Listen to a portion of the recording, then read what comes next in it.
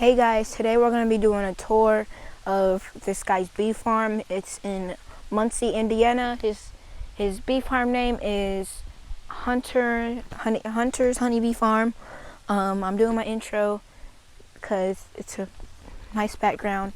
He has a little waterfall over there. Trees are starting to change colors, but anyways, let's get straight into the video. Where if they have all these different blooms going on at the same time, then you can't really control what the bees bring in. So if they're bringing in all these different ones, it's all going to have a different taste. So each specific blossom produces its own nectar, which makes its own honey, which has its own distinct taste and color and things like that. Okay. Any other questions? Yes? So for like allergies and stuff, they say that it is good to take honey from somewhere that's in your location. That's local. Yep. So then which honeys should we buy? So the best thing for allergies, that's why they say you should buy local raw honey, and you want to get the wildflower honey because it contains all those different all that nectar from all those different wildflowers In this area. in your area. Now the thing is, when they technically for local, I think it's like 200, 300 miles. Okay. So Okay. yeah, so the best thing you can do is just find a local beekeeper and get some wildflower honey from them. Because it's also going to contain all that local pollen that came from all those Right. wildflowers. It's actually that pollen, eating that over time will actually kind of help with your allergies. Also, we do sell pollen as well, so if you get the local pollen by itself, you can just slowly start acclimating your body to that pollen, and it'll kind of help your allergies as well. Any other questions? Wax. Wax, so this is actually beeswax, all right? So just like some of the wildflower and clover honey, we're not big enough to actually process this, and we don't have the manpower or machinery to process this much wax. So we actually buy a lot of this wax wholesale from beekeepers in the state as well. Okay. Now you can see how it's kind of dirty, it's not perfectly yellow. There's some dirt on it, there's probably some bees in there even, and some sticks and stuff. So here later on the tour, I'm actually going to show you how we take this wax, how we clean it up, and how we kind of turn it into our candles and all our other beauty products. All right? All right, if you guys, when you walk by, you can look down in here, it's a huge thing of wax. Now some of that wax down in there is actually a lot darker than the other wax. And that's because over time, if the bees are using the same honeycomb again and again, she keeps laying eggs in there and more bees grow and grow out of it, the darker the wax gets, okay? So you can check that out while we're moving past. Then I'm going to tell you about this right here, a bourbon barrel. So what we do, we just started this past year. We actually take our orange blossom honey that we get from our bees in Florida. We take it and we put it in these bourbon barrels that we get from local distilleries. And we let it sit in there for about a month or so. I move it back and forth, and that honey will actually suck and absorb that bourbon flavor. So then, after we let it sit for a while, I just strain it out there, or drain it out, and I strain it through cheesecloth, because on the inside of these barrels there's a bunch of charcoal and stuff, because they fire the inside of these. So all I do is I strain the charcoal out, and it just goes straight to the bottle, and that's actually how we make our bourbon orange blossom infused honey. And at the end of the tour, you guys can try that. And it's non-alcoholic, so all of you can try that, and you guys don't have to worry about driving home or anything, okay? All right, so we're gonna come down here. Now this thing right here, it's got a bunch of nasty water on the bottom of it.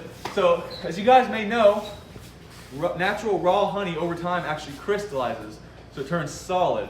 Especially being in a warehouse throughout the winter, with that cold weather, it actually make it solidify a lot quicker. So for our 5-gallon buckets, when they're solidified, we actually bring them over here, and we put it into this water bath. So then I just plug it in, and that water slowly heats up the honey and slowly reliquefies the honey so that we can actually strain it and put it into bottles. So it's really hard to get solid honey into the bottle. So that's that. Now we come down here. Now, this is our extraction room, okay? So once we get all our boxes back completely full of honey, we bring them in here and we extract, okay? I'm going to grab a frame to show you guys. It's a frame of honey right That's already extra. So, this is what a frame full of honey looks like, okay? Okay. So what the bees do when they're out foraging, so they go to a flower, they suck all the nectar out of the flower. They can fly it sometimes even miles all the way back to their hive. But then what they'll do is they'll deposit it into these open hexagonal cells right here. And then they'll stand over it and they'll fan and beat their wings really fast and really hard. And what they're doing is they're actually trying to lower the moisture content of the honey. So if they were to put that nectar in here with the high moisture content and they would cap it over with the wax, it actually begin to ferment in the cells. and the bees don't like that. So once they get down to the right moisture content, then they'll actually take some wax and they'll seal it up like this. So once it's actually sealed up, that's when we actually consider it honey. Beforehand, if it's in here in an open cell and they're still working on it, we still consider that just the nectar itself. So once they finally sealed it up and it's ready to go, this honey will actually last forever and ever, indefinitely. As long as no other pests come along and like poop in it or anything like that, then it's good to go. So what we do to extract this honey is I'll actually take frames like this and we put it through this machine over there. You see the big long metal one over there? So that's actually our uncapping machine, okay? So towards the back of it, you can see a higher part right there. There's a little hole in the top of it. And I'll take each individual frame and I'll feed it through the top of that machine. And in that machine, there's actually hot knives that move back and forth. So as this frame is moving past, those hot knives will actually cut all these wax cappings off, leaving you with a frame of fully exposed honey. So after we cut all the wax cappings off, we take these frames and we put it into this big circular machine right here, which we call a centrifuge. And that just means that it spins really, really fast. So we put these frames down in that centrifuge, it spins really, really fast, and it flings all of the honey out of these frames. So that honey hits the walls of the machine, it flows down out of a pipe, and then into what we call our clarifying tank, which you can't really see it, but you probably can a little bit, that metal tank that's down in the ground over there. And that clarifying tank just kind of separates the bulk amount of the wax cappings and stuff out of it. So then from there, once the level hits a specific level, or once the honey hits a specific level, a pump will turn on. And can you see that clear pipe over there coming up from the ground? Now we started having a leak, so that's something I'm going to have to fix after you guys leave. So we had to actually put it into the other extractor. But generally, that clear pipe will actually lead up to the pipe that's coming from the ceiling. So that honey will be pumped up through there, up to the ceiling, around the wall, then out here to this big metal settling tank right here that you see. So once the honey's in there, all I have to do is I just take a barrel, like an empty one over there, I just slide it right under there, open up the tap, and that's how I fill up the barrels, okay? Now, do you guys have any questions on our extraction process? Okay. So, also, if you look over here, might be hard to see, there's a table right here, and it's got a bunch of honeycomb on it. So that's our cut comb table. So that's where we cut our comb out. So, for a lot of our frames, you can see those empty frames there. They start out like this, and then literally all we do is we just take it out of the hive, we brush the bees off of it, put it right down there, and we just cut the honeycomb directly out of here and put it straight into a box and in the gift shop. So that's pretty much the most natural way to eat the honeycomb, because there's very little human intervention. We don't extract it, we don't warm it up in any way, it just comes straight out of here into the box. Now, you can eat that, so you can actually swallow the wax as well, and it'll pass through your digestive system harmlessly. But I eat so much that I'd probably end up getting backed up if I did that. So what I do is I just take a bite out of the honeycomb, I suck all the honey out, and then I chew on the wax for like gum for a little while, then I just spit it out, okay? Yeah, so that is the most natural way. But as you'll see in the gift shop, cut comb can actually be a little bit more expensive than honey in the bottle, and that's actually because of the wax itself, because the wax is actually very valuable. So a hive of honeybees, they have to eat about 10 pounds of honey just to make 1 pound of wax. So it takes a lot of food and a lot of energy, okay? So what would happen if I put a frame in there completely empty? So say there was nothing in here, I put this down into a beehive. What the bees would do is they would actually link their arms together and hang from it, kind of like monkeys in a barrel. And then they would actually start picking wax off each other. So the bees actually make their own wax. They actually excrete it from a gland that they have in their abdomen. So they kind of sweat wax out. So the bees will hang from each other. They'll actually start picking those wax flecks off each other. Then they'll use their mandibles and they'll mold it into these hexagonal shapes right here. So they actually literally sweat out their home in a way, which is pretty interesting.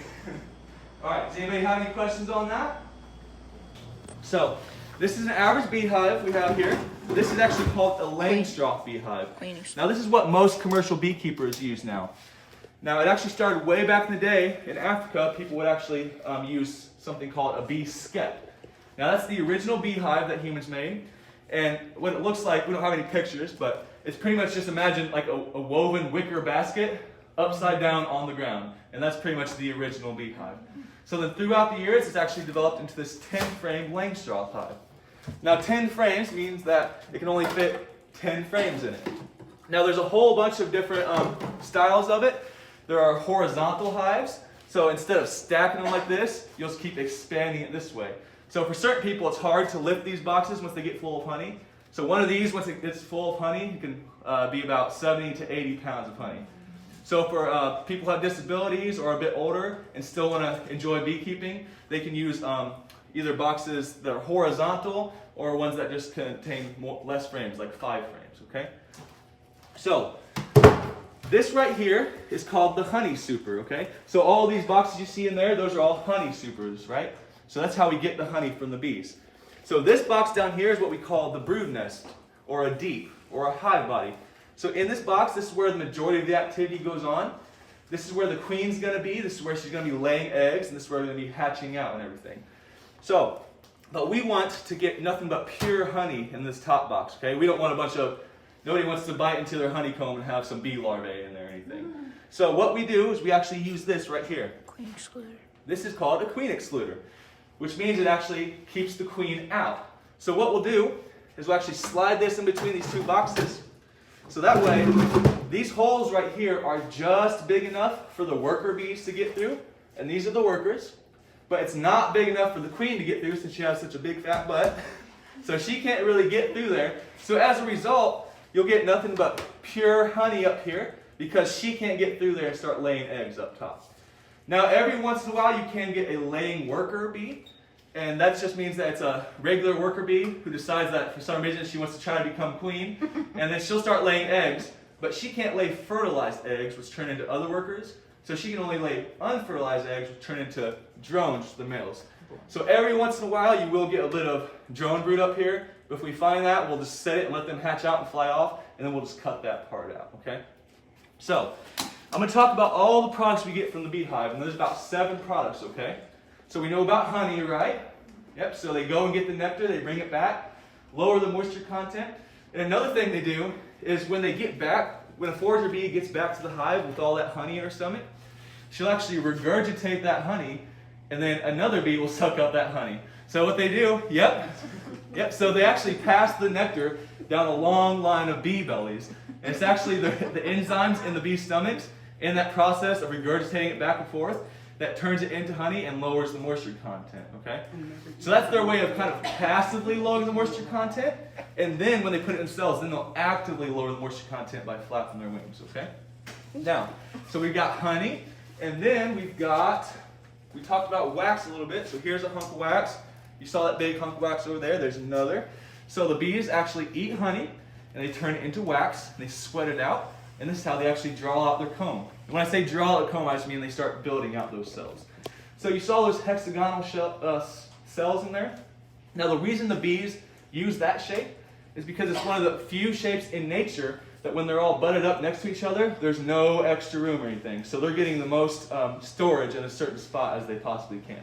Now you can do that with things like squares too, but the reason they don't use squares is because hexagons are more structurally stable. So no matter which way you're pushing on it, no matter which way the pressure is, it's very structurally sound. Okay? And the amazing thing about that is you see they always build them out perfectly. The cool thing is that everything that goes on in the hive is actually in complete darkness. So anything you're seeing with your eyes in the hive, there's actually no light. So what they're going off of is they're going completely off of scent or pheromones and vibration and feeling each other. And it's amazing that they can actually build out that perfect structure no matter where they go. Okay? So that's the wax. So we got wax. And then we've got something over here which we call propolis. Has anyone heard of propolis before? You've heard of propolis? Yeah. So do you know what propolis is? What is it? Wax that they built out. Yep. So it's pretty much just wax, right? But you can see it's not yellow wax. So this wax has a very particular use. So they'll take wax from their wax gland and they'll mix it with resins that they get from trees and other plants. And this is actually what they'll use to seal up their hive. So any little nook and cranny in the hive, this is what they actually use to seal it together, which is why we also call this bee glue. So anything here, so if I were to come to a hive outside that bees have been in, haven't been to in a while, I could try as hard as I possibly could to pull this apart, but I wouldn't be able to because they've sealed it together. Which is why someone stole my hive tool. But that's why we use something called a hive tool. It pretty much just looks like a little pry bar. You've probably seen them before. So that's why we use that, because I have to actually come and pop everything open. And that's what I would use to actually manipulate these frames around. Because So if I go here and just try to tear things apart, it's going to jar the bees, get them really angry, and I'm going to get stung a lot more than I would prefer to. So another thing, along with sealing up the hive, is this propolis is also antibacterial and antifungal. So along with sealing up the hive, it actually keeps the hive clean. So that's actually why we as humans, we actually consume this wax. So when I'm out keeping bees, I'll literally just scrape a little propolis off the frame, I'll roll it up into a little ball, and I'll just swallow it. And that's just to help support your immune system. What's it taste? Does it taste? No, it just tastes just like wax. But because it's so dark and all those resins they put in it, you don't really want to chew on it and taste it anyways because it'll stain your teeth. So that's why what we do is they actually take it, they freeze dry it, and then they powder it, and then put it into little capsules. So that's what you would find in our gift shop. And then we do also have raw propolis as well. Okay, so there's the propolis. Then we also have this right here. So this is pollen, okay? I'm sure you all have heard of pollen, right? So while the bees are at the flower and they're sucking up the nectar, they're also rolling around in all that pollen dust from the flowers, okay? If you look closely at a honeybee, you'll see she's covered in all these teeny tiny little yellow hairs. So all that pollen dust gets stuck on her hairs. Then she has these things on her hind legs, which are kind of like combs. She combs down all that pollen dust. She mixes it with a little bit of saliva or spit from her mouth, and then that helps it to stick it together. And then she presses it together, and that's how you get these little granules of pollen that you see here. Then she puts it on something called a pollen basket on her hind leg, and that's actually how she carries it all the way back to the hive. So after the tour, if you guys want to look at her observation hive, you'll probably see some honeybees coming in. If you look close, you'll see some of them with these orange or yellow granules of pollen on their hind legs, okay? Now, the reason we consume pollen, like we were kind of talking about earlier, is for allergies. So a lot of people's allergies actually come from the pollen that's in the air. So if you can get local pollen and you start to consume small amounts of it, you can acclimate your body to it, okay? So we recommend that if you do have allergies and you want to see if this will work for your allergies, you actually just start with a few little granules of this and see how your body reacts, and then you can work your way up to a teaspoon or a tablespoon a day. Now, I eat it every single day. Every morning I actually have just a huge handful of it, which might be kind of weird. And I don't use it for allergies or anything. I just use it for the medicinal properties of it. So it's a really good natural source of protein, and it's also kind of like a superfood as well. It contains like all the essential amino acids your body needs, okay? You can actually survive for weeks and weeks on nothing but pollen and water. Now you'd be very hungry and you'd still be starving, but your body wouldn't actually shut down. That's how powerful this stuff is, okay? Any questions on the pollen? All right, so I'm going to tell you how we actually get the pollen. Can anyone guess how we get the pollen? Right? It takes hours and hours. No, so what we actually do is we use this right here. So this is what we call a pollen trap, okay? Hope the roof doesn't cave in. So this is a pollen trap. So we'll put this underneath the beehive. Leaves. I think it's just leaves and stuff falling to the hive, and they have that pollen on their legs. They're forced to go through this pollen trap to actually get into the hive itself, okay? So they go through these holes. Then underneath here, there's some metal screen or like hardware cloth. So it's kind of just like this metal hardware cloth, but it's got bigger holes in it. So the bees will go through here, they'll walk across that hardware cloth, and some of that pollen on their hind legs will actually get caught and fall through those holes down into this drawer right here, and the bees can't get to it. So when I harvest pollen, all I have to do is I just come up to the hive, I pull out this drawer, and there'll be huge mounds of wet, fresh pollen on there. So then after we do that, we do very little processing with the pollen. I bring it back, I put it in a 5-gallon bucket. We put it in our freezer for overnight, just in case there's any bugs or anything in there, it'll freeze them and kill them. Then what we do is we take that pollen and we actually have to dehydrate it a little bit, because naturally pollen is very wet, so if you leave it by itself, it'll actually start to mold, so we don't want that. So what we do, if you see those metal racks over there, what we do is I lay out that pollen in really thin layers on each one of those, and then we turn on a dehumidifier, which means it sucks the moisture out of the air. So then it'll slowly dry out that pollen so it won't mold or anything. Then the last step we do is I take all that dried pollen and I put it through a big machine, which we call our pollen sifter, which actually used to be a seed sifter. So people would use that to clean up their seeds. So all it does is a big machine that just vibrates and it sifts out like all the big nasty parts or bees or anything. So then what you get as a result is just pure, clean pollen. Then all we do is just go straight to the bottle, we put a heat seal around it, and it goes right on the shelf. So once again, very little processing. All we do is just dehydrate it and then sipped it, and then put it into the bottle, okay? To 175 degrees, right? So we'll take, you saw that huge hunk of nasty wax out there, right? So what we'll do is we'll bring it in here and we'll use this really high-tech, sophisticated filtering device, which is 2 pillowcases shoved in one another. So we'll take that hunk of wax, I'll put it down into these pillowcases, and it'll melt. And as it melts, it strains through this pillowcase, leaving all the bee parts and dirt and debris and everything behind, okay? So what you get as a result after that is nothing but pure, clean, yellow beeswax like this, right? So I'll kind of give you an idea of how this works. So I'll take some of this liquid wax here, and I'll bring it over to one of these molds. All right, I take it, and I just very carefully, gently pour it in here. Just like that. Then we'll let that sit for about 45 minutes. Then after it sits for 45 minutes or so, it'll actually turn solid and solidify.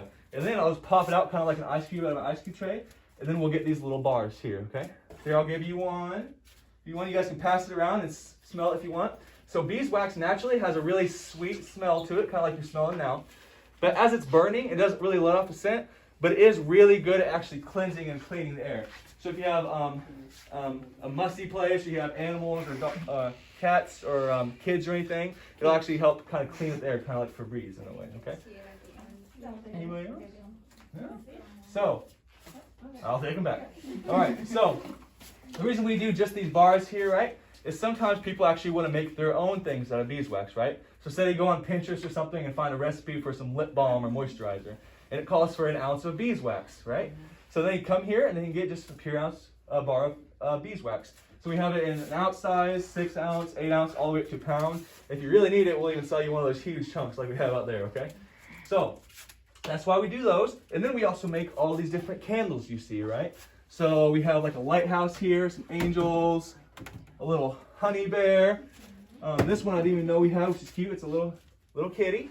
So, and then this one, this is actually my best seller at the farmer's market. So a lot of people buy this one, all right?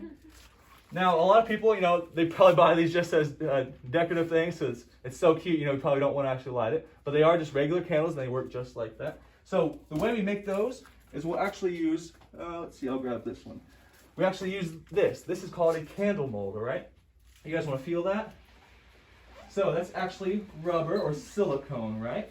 It's very rubbery. So what we'll do is I'll take it, we'll pass the wick through here, through the bottom.